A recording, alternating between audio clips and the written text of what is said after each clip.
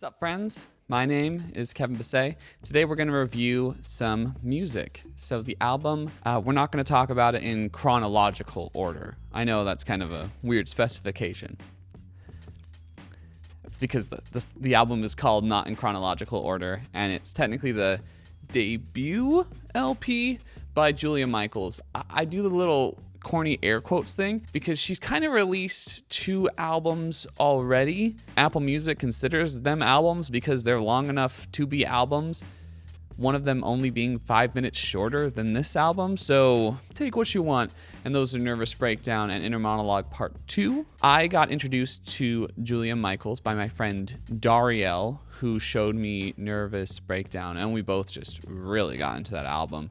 Issues being, of course, the highlight single, but there were a lot of great songs on this album. She had a really unique take on love and other subjects, and she just had a fresh perspective when it came to writing music, and I think those qualities are exemplified on this latest album. Also, I would say that musically it's a little more palatable. Let's dive right into it. I wanted to start by saying, while listening to this album, I got that feeling of, man, I just want to sit down and read these songs because they're so well crafted from a lyrical perspective, and they're so interesting from a lyrical perspective that I really wanted to just take a deep dive and really understand what was going on, because I was just like, man, these are some beautiful words she's using and beautiful stanzas and word order. I just thought she really captured some subjects in great ways. And I haven't had that compelling feeling of, man, I want to read these songs since I first started listening to Death Cab for Cutie, especially Narrow Stairs, where some of the songs I was just like, I got to read these songs. And then I read them and I was like, oh my gosh. And I just started, crying because they're so sad. Because Ben Gibbard writes sad songs, real sad songs, and they're excellent. As far as songs I wasn't big into, I didn't love Little Did I Know. And I understand that Little Did I Know is a technically good song, and I enjoy it, and I'm willing to listen to it if it's on. It's not against anything from me. And I also see how the production incites a good anthemic feel and how it could get people excited. So I understand those points of it. My only problem is musically and sonically, it wasn't as interesting as other songs on the album, and so it just wasn't as much of an attention grabber for me. That being said, I think every other song on this album is just tight, stellar, interesting musically and lyrically, and it just really showcases the talent that can come from a good songwriter. John Mayer once said that a good songwriter looks for parking spaces that haven't already been filled. They look for ways and takes on songs and some specific subjects that people can relate to that aren't out in the open. So I think Undertone is a really good example of that on this album, where she says, even though I find other people, you're so special to me that it'd be difficult to ever fully get you out of my mind. So it's you would be an undertone to everything I'm doing. I think that expression of I love you is so cool, and it encapsulates a feeling really well that one could have during a romantic relationship of, I can't imagine being in a relationship where I don't think about you because you have made that significant of an impact. She just really does that a lot on this album, and I think that takes a talent that we don't look into enough. Vocally, she's also killing it. She sounds like a slightly more masculine toned Dua Lipa, and that's not an insult. I think her tone is great. I really like her voice. It's unique, and yet it's soothing. It's not one of those heavenly, Justin Bieber vocals, but it's strong, and it's everything it needs to be. So some of my favorites from the album, Pessimist. It's just a great song. I love the message.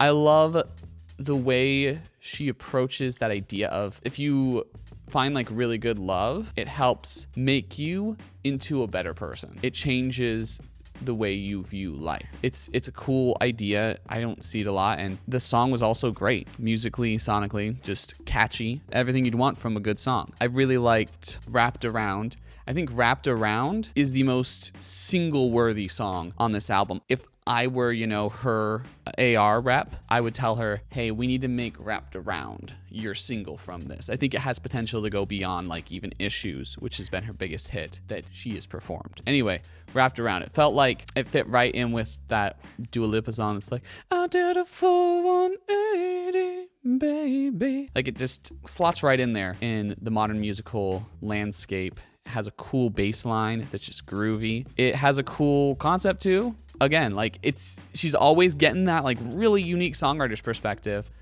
on every song. I wish she would do a video all about her process in songwriting, because I'm just so curious of how she comes up with such creative, unique ideas. I'm impressed. And the crazy thing with Wrapped Around is it's less than a 3-minute song. And I love it. I love tight little songs. I'm a big Beatles fan, and I think songs don't need to be these like 5-minute opuses to be masterpieces. They can be like 2 minutes. That's the kind of woman that's a 2-minute and 10-second song, and it might be the best song on the album. Sonically, lyrically, the whole 9 yards. I don't think it needs to be long to be great, and I think she really nails that home. I can make a tight album. It's only going to be 30 minutes long, and it's going to get stuck in people's head, and they're going to want to listen to it for like 5 hours. I'm fanboying a little bit, but this was a good album. I would say the second half, like the B-side, strongest half. Wrapped Around's great. That's the Kind of Woman is great. I started like tearing up a little bit. I felt like similar feelings of, man, I just want to be a better person than I am right now, and I also don't love myself as much as I should, like the person I am, and I'm afraid that other people don't like me as much, and there's all these things about me that I wish I could change. And the way she paints that, these are like, she names all these qualities, and she says,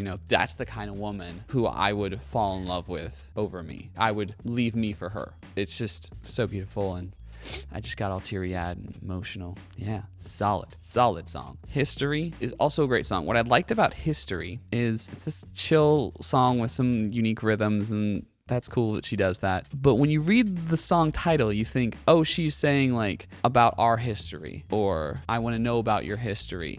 And she does that in the verses. She says basically like, hey, what's this for you? How is this for you? Asking these questions and wanting to get to know the other person. And then in the chorus, she says, I want us to be the kind of couple that could make history. Oh, that's so cool. It's so sweet.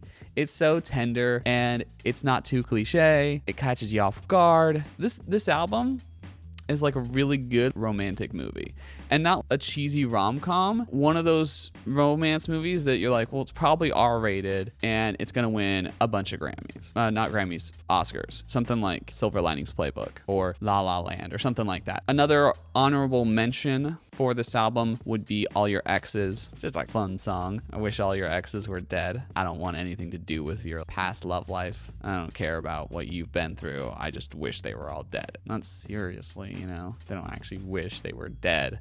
But I like the strength of that. I like the power of that. I think it's a great song to start the album because it kind of encapsulates where this album's going. Like, hey, this is going to have a bunch of unique takes that some people are afraid to take. And it also shows that there's going to be a breadth of emotions, because that song has, love and anger in one song. And it's got like that kind of like rocking emo-esque vibe, which I loved, because I kind of grew up in that emo movement, listening to a lot of Brand New, Thrice, Silverstein, Seosin, Senses Fail. I like when an artist is willing to take a little bit of that emo dive. Overall, I'm going to give this album, drum roll at home, you can do a little if you want.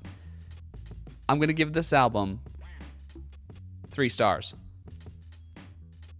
It's what I want. It's what I want from my music. Every song, solid, tight.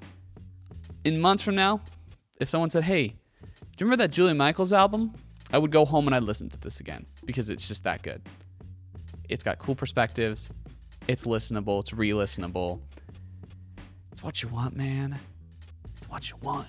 As far as other new music goes, there are a few songs I liked. I liked Power by Billie Eilish. It's what we come to expect from Billie Eilish. Way too much reverb, whispered vocals, unique melodies, cool vibe, chill. It's what you want. It's what you want from Billie Eilish. The new song from 21 Pilots is cool. It has me a little more excited for their new album. I didn't love the first single they released for this album. Now my hopes are a little bit higher. We'll see what they do. Could go either way. I'm I'm skeptical about this album, but it's 21 Pilots and they normally deliver something that I enjoy. The drums are really cool. Vocals sound really vulnerable and tender. Overall, good song. DJ Khaled's, I think it's We Did It or I Did It. Post Malone's on it. Megan Thee Stallion, The Two Babies. It's just one of those big, triumphant hits. It's super classic DJ Khaled. I don't know if it's my favorite thing he's put out, but it's all right. I really did like the new Rag & Bones Man song, Crossfire. Good song. I'm excited. I hope he puts out some new music soon because I was a big fan of his first album. Oh, I'm sorry, I burped there. Hiccup burp. I was a big fan of Rag & Bones Man's first album. I thought he captured a style that I just love, which is soulful EDM thing, and his performances take that to the next level. He's great. Hope he continues to put out such phenomenal music. Flying Lotus put out a new album, which he just put out an EP last week, so he's killing it. And it's scoring for a new anime, so I'll probably watch that on Netflix and enjoy some Flying Lotus music in the background. And yeah, that's it. I hope you enjoyed this video. If you have any thoughts, please share them in the comments. Please like this video if you enjoyed it. Subscribe. Hit the bell notification. I like reviewing music and I'll be doing it every Friday. I might be doing a few extra reviews this week. You have that to look forward to as well. And yeah, catch you on the flip.